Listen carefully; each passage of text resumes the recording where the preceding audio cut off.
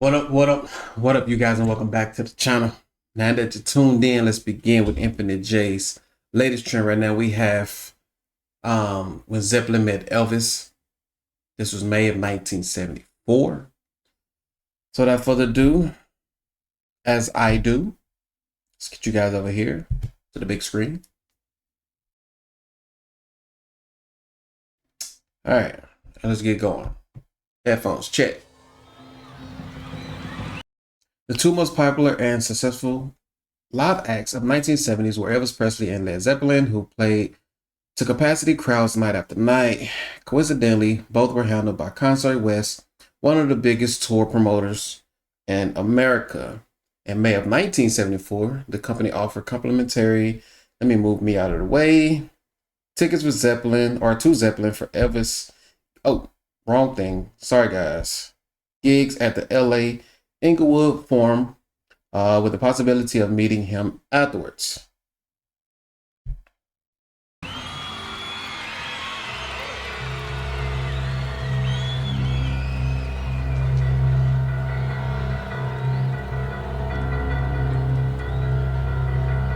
I have a headache, guys. All right. Sorry. The group was huge. Elvis admires and three members, Plant Page and Bohan. How you say that? Bonham. Gladly accepted along with their infamous manager, Pete Grant. Although not a big fan of hard rock, Elvis knew who Zeppelin were and was amused that the young stepbrother, Ricky, was so excited to hear that they'd been in the audience. That night, Elvis delivered a solid show. All right. Bring me back in this thing.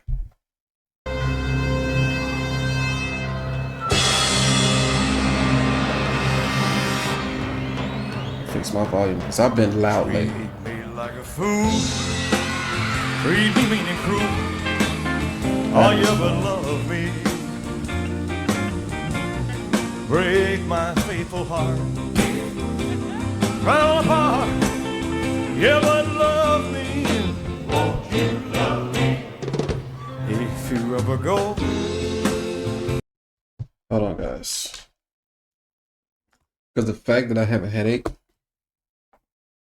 and I'm wearing those ginormous headphones, it's not making it any better. Excuse me. Excuse me. Thank you. Thank you. Okay. Headphones. It's membered over here. Dismantled. All right. Where these little light ones? Little light ones. Pause. I rather wear the light headphones.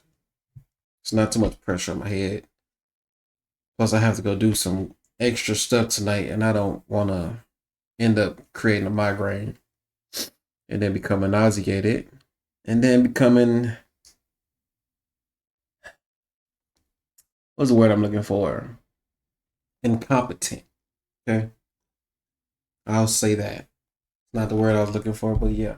Darling, I'll be home. Oh, so lonely. I'll be sad and blue. Hold on. So no, don't go anywhere. Although the 1970s was was far removed from the rock and roll rebel who had first inspired them, the group enjoyed the concert and were thrilled at the thought of the final meeting their idol. Let me see if I can get me out of the way. I probably don't need to move. Many years later, Zeppelin frontman Robert Plant looked back on that night with great fondness and much good humor. What's going on with that? And your paths must have eventually crossed with Elvis Presley. Yeah. What was that like? Well, spectacular for us, you know, absolutely amazing. He was involved with the same agents that we had at the time in the 70s, and he wanted to know who this bunch of guys were who was selling tickets quicker than him. And we wanted to know who we were too. And so he played the Forum in LA, and I'd seen him a couple of times. I was really so in awe of him as a singer. And And I loved the way he could send himself up, you know. I mean, when you've been doing, we're one-trick ponies singers generally, and if you can't see the humor in it, and he did. And a couple of times he made mistakes. And I remember that night at the Forum, he was doing something like Reconsider Baby or whatever it was, the Lowell Fulson song. Yeah. And he stopped it and he said, wait a minute, we've got Led Zeppelin in here tonight, we've got to get this right. Well, hello there. Wait a minute, hold it. If we could start together, fellas, because we got Led Zeppelin out there and Jimmy Darren and a whole bunch of people, and let's try to look like we know what we're doing. And I went, what are we doing now? Yes. I mean, so I mopped the tears away, and we got the nod that we were going to meet him afterwards, and we went to the hotel, and they had the entire top. So we met him after a show, and we went to the top floor of the whatever the cheap hotel was. A couple of gorillas at the elevator, and they moved us down into this kind of holding station, where it was one of those long suites where a door opens into another door, like Get Smart or whatever it is, just on and on and on, you know. And the whole place was full of Sandra Dee, sort of Stella Stevens kind of, which is perfect for me. A pencil skirt and a beehive, and I've gone from some white stilettos out. Shows your age, doesn't it? And then the door opened, and this guy came through the door, and my heart jumped. It was like, whoa, look at the way he moves. And I mean, he was just going around chairs like... He was so cool. And I mean, of course, he wasn't supposed to be cool, but he was, you know, a bit like us, I suppose. It's like and he came over to us, and we stood in a circle for about 2 or 3 hours talking, and people kept coming by from his retinue, from his entourage, thinking that he'd had enough. And he was going, no. And we talked for about an hour and a half. And really? But the amazing thing is that it was so natural. And it was so funny and great. There was rapport right there immediately. Yeah. And of course, music was the key.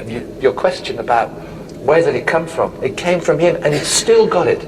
He still was into that whole Delta thing. He, you know, Good Rockin' Tonight, all that stuff that got him going in the first place. But he also knew, and he had a great sense of humor, and he knew that he was locked in this self-parody. I mean, when the songs dried up, when Lieber and Stoller and Pomus and Schumann, when that kind of whole era of creative writing started to wane and things changed, I didn't want to hear Elvis doing a Neil Diamond song. Right. I wanted him, I mean, it was bad enough him coming out of the army and doing Are You Lonesome Tonight, you know. I wanted him to stay wild, to give me all those edges, that kind of, that howl that he had. But, you know, he was just amazing and spectacular, and it was just that he really opened the door to my whole love of music.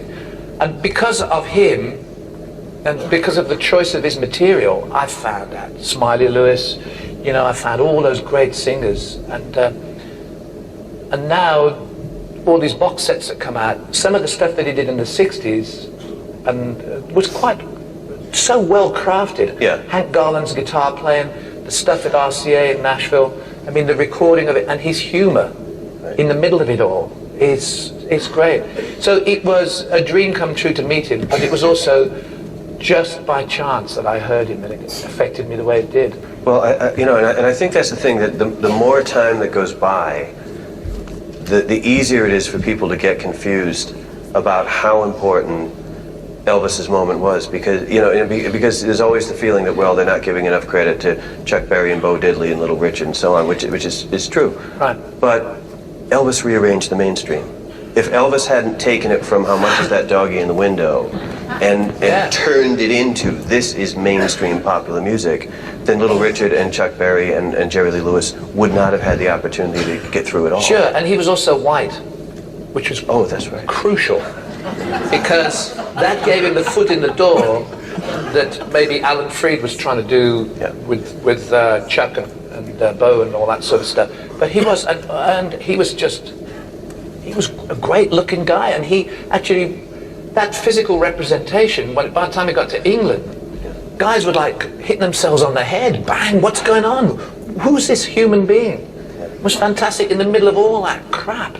You know, there was one shining star. Mention to him how you incorporated your music in your career and your young time on stage. Did you? Yeah, well, he said, well, what are you guys, what's your music roots? And we all got the same roots, you know. There's sort of blues out of Memphis and Mississippi and stuff. And he said, well, you know, do you do a lot of rehearsals? And of course, Led Zeppelin didn't really show up until the gig was almost over before we actually arrived.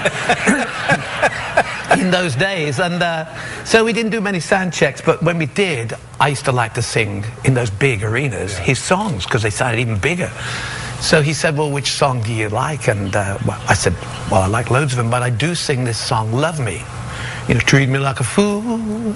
So we talked, and then we said goodbye, shook hands, and said we'd all meet again. Yeah, I was doing this because the camera makes my lips look dry. It's probably the lighting, like my top lip, if I look to the right, technically it's to the left if you're looking at the screen, but anyway, my top lip looks dry. It's the camera. That's the lighting, I mean. It's not dry. Anyway, that's off segment. So what? I went out in the corridor and was heading for the elevator, and suddenly he swings around the door and he says, hey, Robert. And he started singing to me, and then I started singing to him, and then we were all crying.